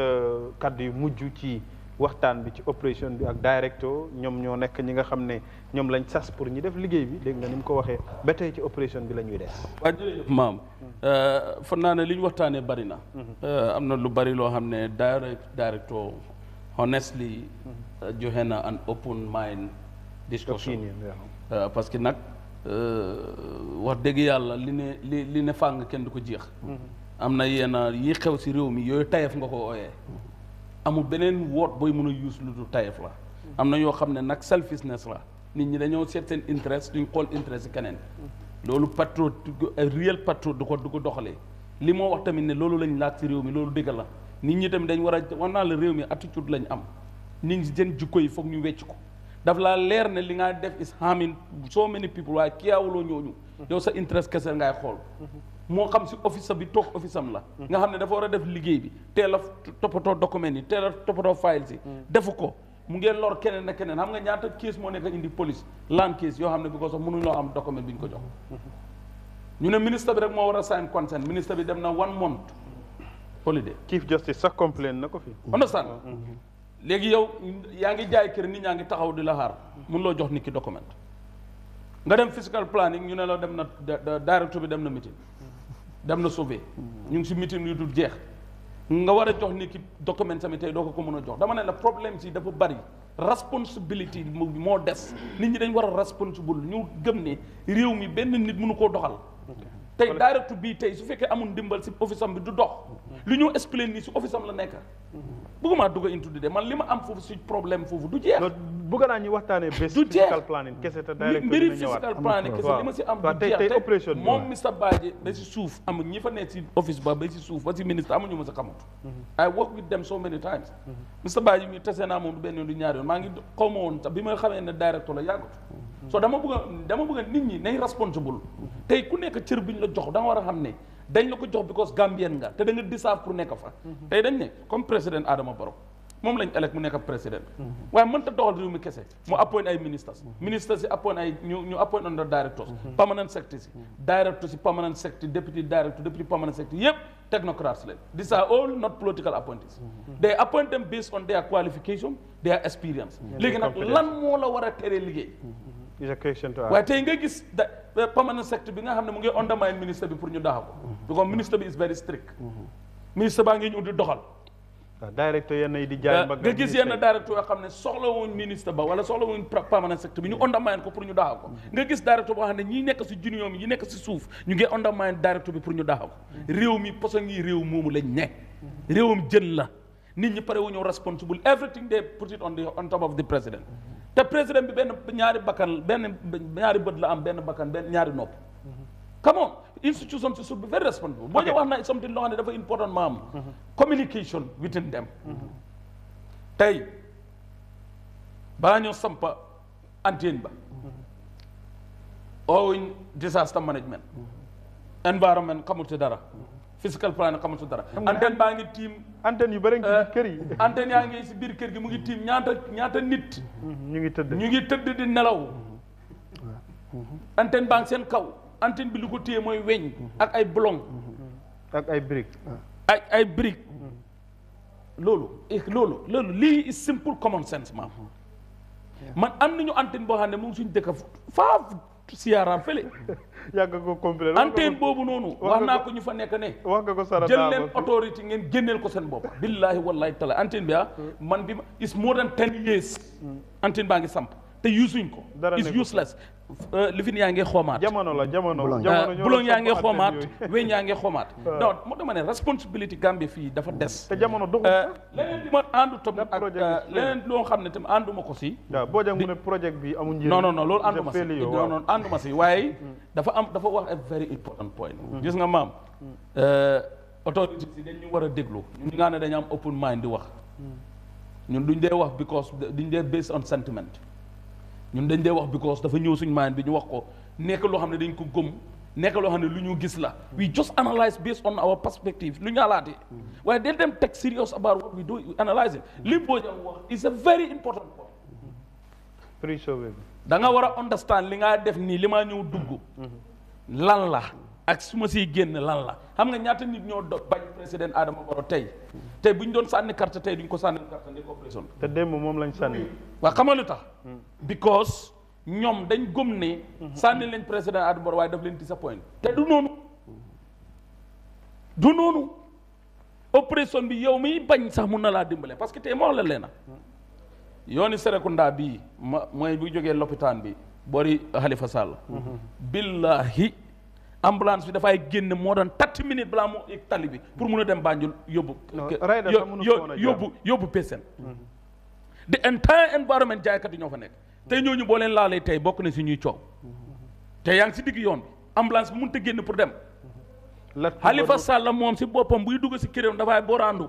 pour dugg këram lu ko dooree si Johnson bi ba cuk moto sa mënu faa jaar raayda sa mënut a jaar foofu Lat Kumba road bi mooy buy jaaykat mooy Lat Kumba road jaaykat yi yëpp ñu ngi si mbedd bi moto bu saaraanee fële amul break mu rey ay nit mu tampon ay nit dama ne loolu economically is costing lot of things to the Gambian people tey trafic bu jaam bi nga spend 1 hour pour nga dem Sukuta because of nit ñi ñoo ñëw paak moto yi fi ñu ko warta paak fi nga xam ne foofu mooy yoon bi foot paak bi jël nañ ko nit ñaa ngi jàllantu ci diggante bi moto yi ni ñu war a paakee correctut fi ñaari moto war a jaar benn moto sax xejut fa loolu do you know economically how much you are losing government is losing every minute and seconds waaye look at as KMC lañ la wax rek within a week they losing more than 350,000 waaye gis nga ñoom dama ne ñoom li ñoo explain ne dama ne soo demee jaaree tey bu ñu dama ne gàcce la pour ñoom ñu wax ko parce que ñoom I'm telling you what they are collecting is not correct tey boo jën joxee na ay exemple jaaykati drogue bi dañoo dem ñu tax ko lu tax jaay drogue dafa dagan dafa illegal tey biñ déggee ministre through the permanent secretary of local government la ñu ne alkaali yëpp léegi duñ leen fay buñ charge pour ñu def transfer is their responsibility do you know how many alkalos make hundreds of thousands a day now before waaw ok nga gis alkaali boo xam ne dafa laa ne 20,000 soo ma ko joxu duma la transfer non percentage nga gis koo xam ne mën na ne 10,000 soo ma ko joxu duma la transfer am na ñoo xam ne xam nga lu ñu laa wax ñaata ngeen jaayee 1 million ñu charge la percentage non it's true waaye ñu fi laan bëgg naa ñu waxtaanee ko beneen yoon over 12 years to coming to 15 years maa ngi ci business bi I know a lot about this so dama la woon foofu ma ne response loolu nag maam loolu xam nga loo ko ooyee responsibility nit ñi jëluñ seen responsibility wallahi gis nga director bii if he is very strict